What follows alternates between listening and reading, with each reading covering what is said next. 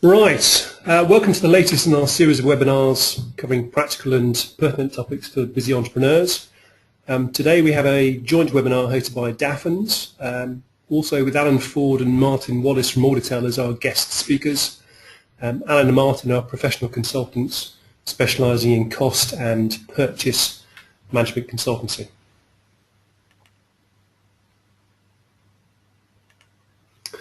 Right, we've got about 30 minutes or so of your time this afternoon, so let's start with a brief overview of what we're going to cover. As a scene setter, we'll start off by first of all introducing you to a tool that we at Dafferns use in our strategic planning with clients when addressing the goal of profitable growth, the 7 wastes. Then our guest speakers, Alan Ford and Martin Wallis, will look at cost management as a process. The key message here is that cost management is not a one-off fix to reduce costs, but instead it's a constant process to drive profit improvement, reduce waste and free up in-house resources. With plenty of hits and tips, you'll come away with a greater understanding of what it takes to embed effective cost management into your organisation. As we go through the webinar, we'd like you to note down 1 or 2 key ideas to take away with you. We'll return to these at the end.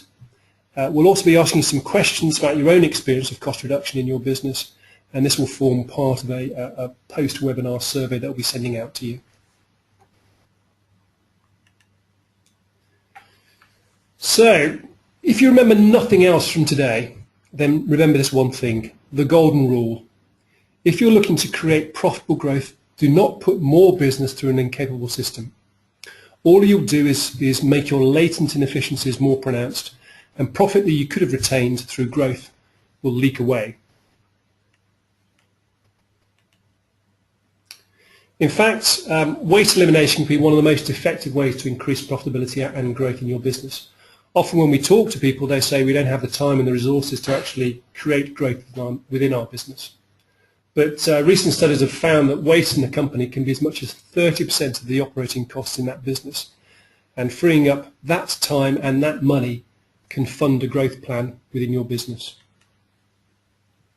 So let's have a look at the 7 wastes. This is a tool that we use on a day-to-day basis with clients. It's a sort of kick-off tool. The 7 wastes were developed by Toyota, and it's a tool that we use to actually identify issues within a business and to make directors and the key managers start thinking about reducing waste. So there are 7 wastes. From overproduction down to defects, and what I'll do is I'll take you through each of these and the kind of questions you can ask yourselves. So first of all, overproduction. Now, where do we overproduce in our organisations? It could be that we're over-servicing some clients for the actual fee return or the price that we charge. It could be that if we're manufacturing product, if we're concerned about quality, what we may do is rather than running off a batch of 1,000 that's required, we might run off 1,020, and so those extra 20 items effectively represent overproduction. So when we go through this tool, start thinking about 1 or 2 ideas within your business where you could actually identify these kind of wastes. Second one is weighting. So the question is, where do things weight in your organisation? And the answer, sadly, is everywhere.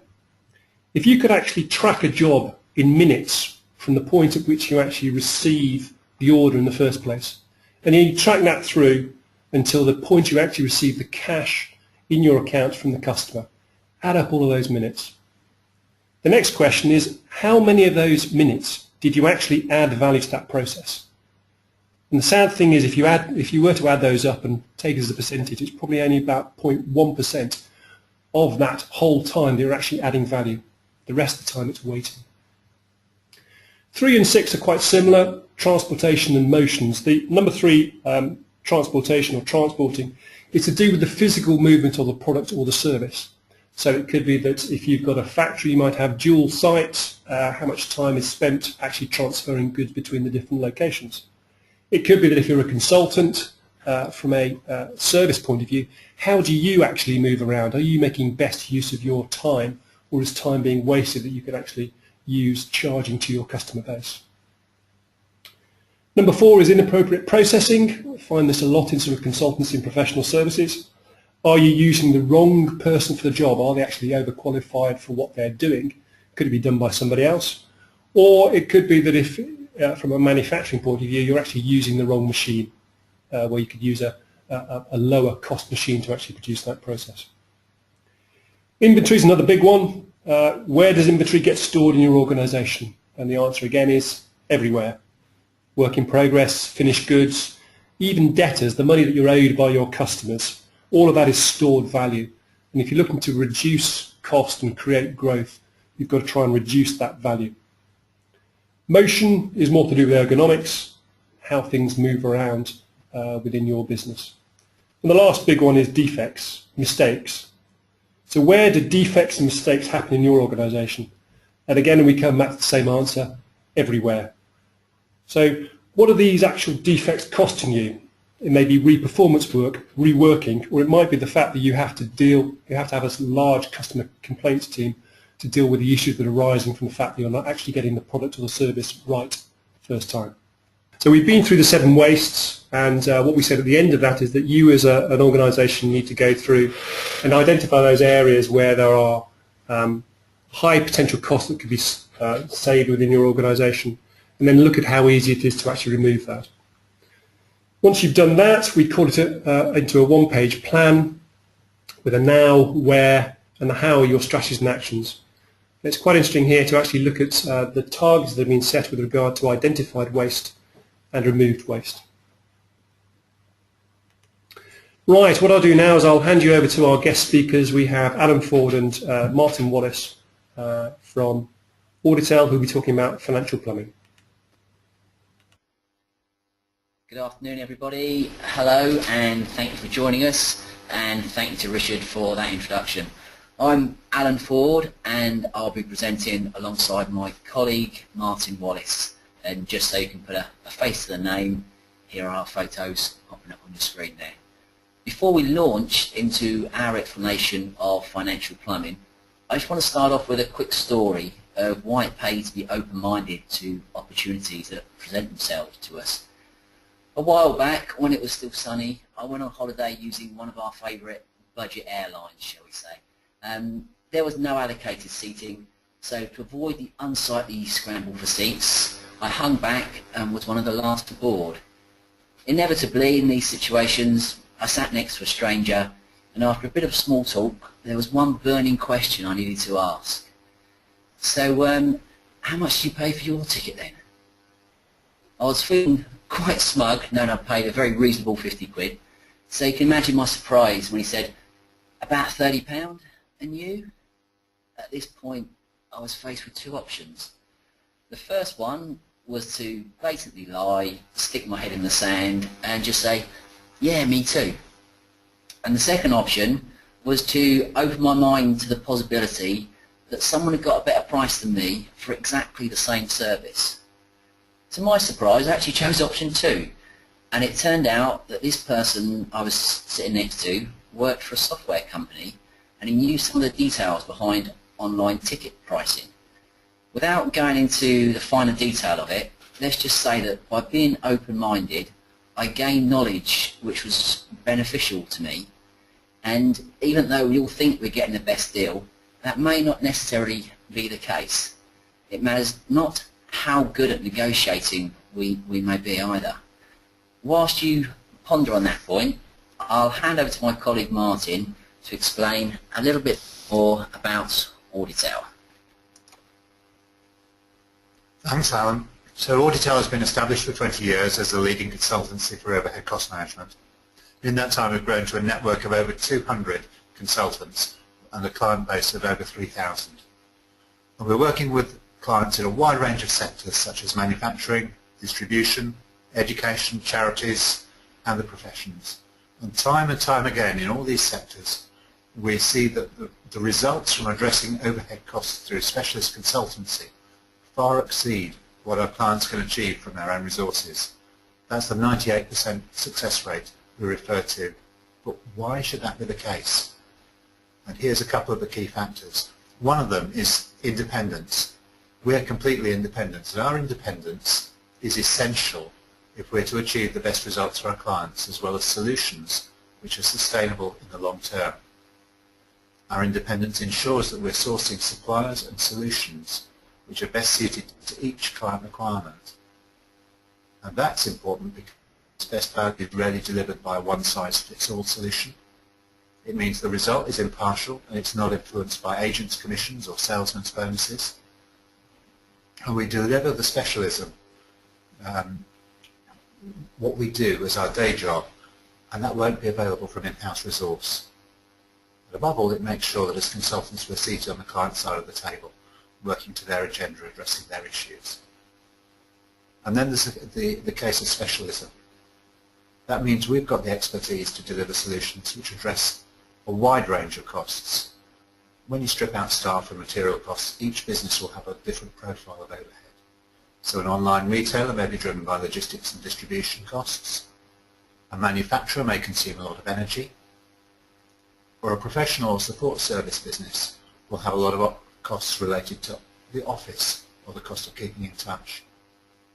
But the common feature is their overheads, and they can erode the net margin of profit, even if some of the 7 wastes have already been addressed. Our 98% success rate highlights how important it is to address those costs, whether that's through ourselves, through a competitor, or in-house if you have the available resources of both time and technical expertise. And we've even delivered successfully for Dafferns when they asked us to review office costs of utilities, telecoms and consumables. So I'll hand back briefly to Alan. Hello everybody, and what do we mean by financial plumbing? Well, we've already opened our mind to new possibilities, and now I need you to use a bit of imagination here and to think of your business finances as a plumbing system. At the top is the water tank. This represents all the income coming into your business, sales, funding, or wherever the money comes from to run your business. And I'm sure you've all heard of the sales funnel. Well, this is the water tank. As the water flows through your system, some of it gets siphoned out on the way, and what makes it into the bucket at the bottom is your profit. Each tap represents a cost for your organisation, and there are 2 ways of increasing the content of your profit bucket. Increase the size of the water tank or turn down some of your taps. Some businesses will have a complicated, complex plumbing system, others are more simplified, something like a 2-bed semi probably. On one side of your plumbing system there are the core costs such as staff, the cost of sales and the strategic costs which you would know more about than anybody else within your organisation.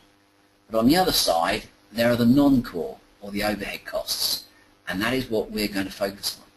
If you save money on the overhead costs, but importantly without spending in other areas and no extra time is spent because time is also a valuable cost, then this becomes pure profit and increases the size of your profit bucket at the bottom. But bear in mind, not only could your taps be dripping because you're spending too much, but you could also be using more than you need to. And at Auditel, we focus on reducing waste in cost and consumption. It's not just about buying the same for less.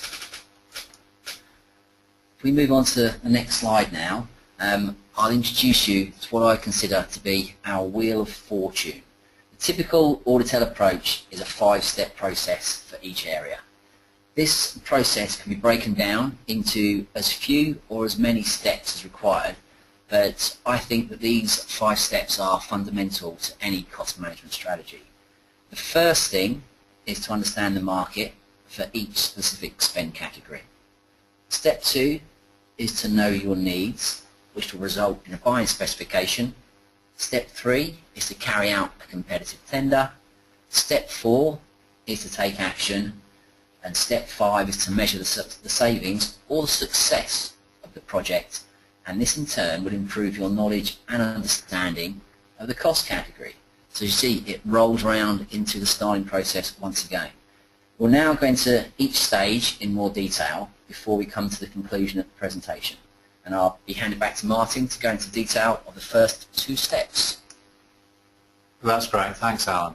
And as the first part of understanding the market, I'd like to explain how the buyer is typically at a disadvantage while the supplier holds most of the cards and chooses which ones to reveal. So the supplier has better knowledge. That's because they work in their specific market day in and day out. But even a procurement professional is at a disadvantage in lots of markets, such as energy or waste or telecoms, because they don't, and they shouldn't, have time to become experts. So generally, businesses are sold to rather than buying. That's unless they fully understand the market and their own needs. There's a challenge too, because suppliers do bring a range of opportunities, and these can benefit many, many businesses. How do you make sure you don't miss out without being sold something which isn't best for your business? For example, power factor correction and voltage optimization. These are two generic solutions which effectively help businesses to consume less energy. But the salesman for one won't tell you if the other is actually more appropriate for your business or your premises. And following on from this, we have the difference between headlines and small print. And this can manifest in different ways, not just in the customer contract. In telecoms, for example, the cost of a call to a landline is often the headline. But these days, it's rarely the most important element in our mobile and digital world. The cost of all calls, too, can be inflated by unquoted connection charges and bill rounding. When we look at energy, only 60% of all the cost of electricity to the customer is actually the wholesale cost of power, and that's falling. The other 40% includes transmission and distribution costs, the ever-increasing green levies, and about 10 other different pass-through charges. And most waste providers still refer to landfill tax, though far fewer are subject to it than previously. And increasingly, each time the bin is lifted when the lorry takes the waste away, you're open to weight restrictions as vehicles weigh as they lift. And finally, many contracts aren't just about price negotiation, but they require proactive management, essentially being at least one step ahead of the suppliers, if not two or three. Good consultancy can help clients to understand the type of contract that's best suited to their business, and that can involve a review of attitude to risk, very much like you would with your IFA, but also the timing, which can help to deliver the best value from the energy markets. Then we move on to knowing your needs. And there are two key components which go together to define business needs. That's specification and it's the consumption profile. Although we find that in turn, the key to optimizing these can often be to look at business processes themselves. Some examples. Looking again at what your business really needs and trying to do it with a fresh pair of eyes. Does your business need phones to be on a 3G or on a 4G mobile network? Does the extra speed that 4G brings, does it bring business benefits into your business? Or does advertising mail need to be delivered in 3 days? Is 4 days adequate? And how many sizes of box do you need to send the goods out of your warehouse? Then there's a question of buying what you don't need, or perhaps being sold what you don't need. Mobile phone contracts have a bundle of so-called free minutes. That can easily be increased, but it can never be decreased. With your fixed telephones, do you know how many lines you have? Do you know what they're used for? Are you still paying for that separate fax line? And are the bins full when your waste lorry comes? Are they half full? Are they quarter full? And then we need to understand the significance of the consumption profile. How's your electricity usage split between day and night, evening and weekend? Because the tariff option and how appropriate it is to your business will vary. And do your mobile phone users take their phones abroad for business? Where do they use them? What for? And does the contract still represent good value with the recent EU-driven changes to mobile roaming costs? So what does your business really need? Is there anything you don't need? How are you using your consumption profile? And only then should you tender your goods and services So it's over to Alan. Okay, so now we know exactly what we need. It's time to carry out a competitive tender. Tender against a known specification and a known usage, and tell the suppliers what you need, but again, be open-minded to alternative solutions. Don't be afraid of explaining the issue, describing your desired outcome, and then asking the supplier to propose a suitable solution. After all, here's that word again, we've been open-minded here. And always invite the incumbent suppliers to quote and explain the process to them. Keep them on side, assuming of course that you are happy with their service. When evaluating tender responses, make sure you compare like for like as much as possible. And always remember, you're looking for the best value, which is not always the lowest price.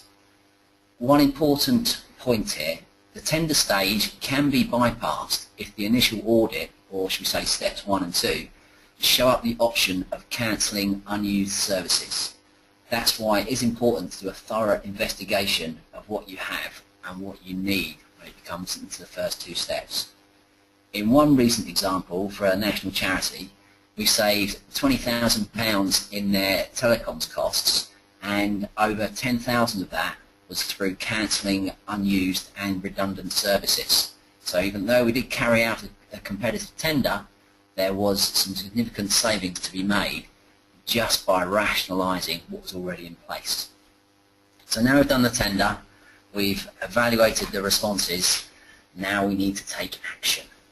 We must be prepared to take action. If we're not going to take action, then don't start the process, and the time and effort already invested up to this point will be wasted.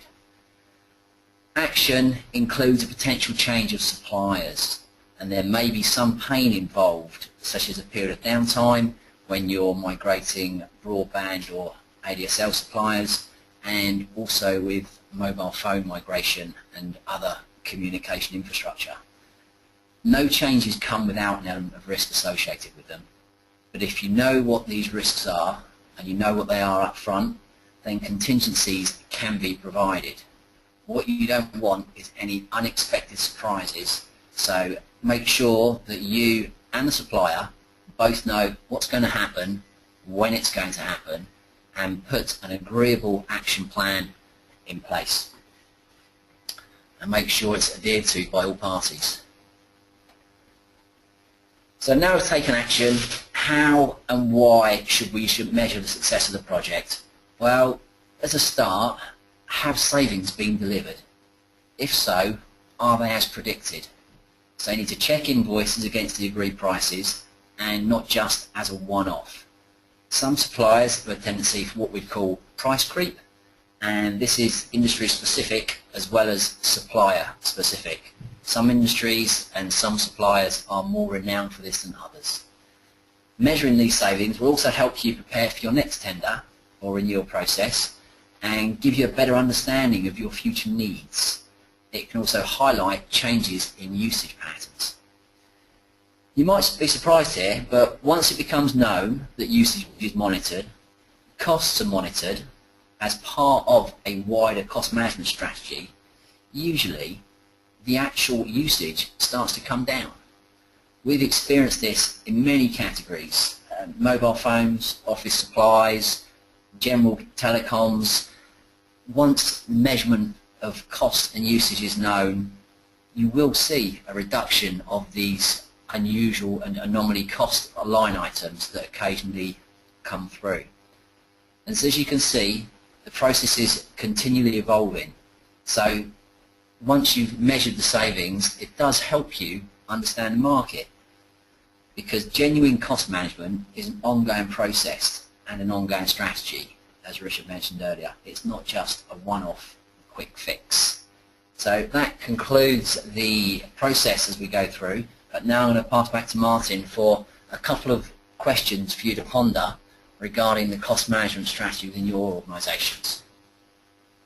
Yes, we've got 3 questions here which comprise a little bit of a takeaway, and maybe a little bit uncomfortable for some, but that's the benefit of looking at them and considering what the answer is for your organisation.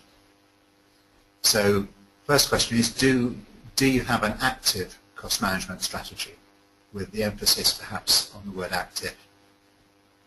Then thinking of a specific project, can you quantify savings made over the last 12 months? Again, the word is, the key words there are specific and quantify. And then finally, where do you get your market information to manage overhead costs? And that's a key question in that do you buy or are you sold to equation. So is that from suppliers? Is it from in-house specialists, third-party specialists, from the internet or elsewhere? So those are our 3 takeaway questions today. A quick recap for you all in pictorial format for us there. Top left, be open-minded. Remember the story of our favourite, or one of our favourite budget airlines. Be open-minded to new opportunities. Think of your business finances as a plumbing system. Remember, you've got your water tank at the top and your profit bucket at the bottom, and what we want to do is increase the amount in our profit bucket by turning our taps off, but also remember, not only could you be spending too much, you may also be using too much as well. We've got our Wheel of Fortune there. Be prepared to take action. If you don't want to take action, don't start the process. The action may be that you've looked at what you're doing and it's all great and it's all working perfectly well, but without doing that, you don't know. And then finally, what are you currently doing to promote active cost management in your organisation? That's a recap of our presentation, and I'll hand back over to Richard now. Right, thank you Alan, thank you Martin.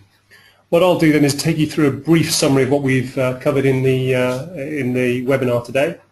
So these are your 4 points. First of all, we start off with the 7 wastes tool, and the key thing here is just use it to actually start the conversation in your business when you're starting to think about cost management. So where are you effectively leaking profit out of your organisation? Second thing, make effective cost management part of your growth strategy. Remember the golden rule, don't put more business through an ineffective system. Go back to the survey questions and assess your needs, and what we intend to do is sending out a post-webinar survey to all those people who have attended and those that weren't able to make it today. We will actually be interested in the feedback you have to see whether you do actually have an active cost management strategy, and if you have, the kind of success you're getting in terms of reducing costs. And the final thing then is, if you want any help in identifying potential financial leaks in your business, then please give us a call. I'll leave our details on the screen for a while, so if you want to take those down, by all means do so, and we'll be happy to help you. So thank you to our guests for today, and thank you for attending.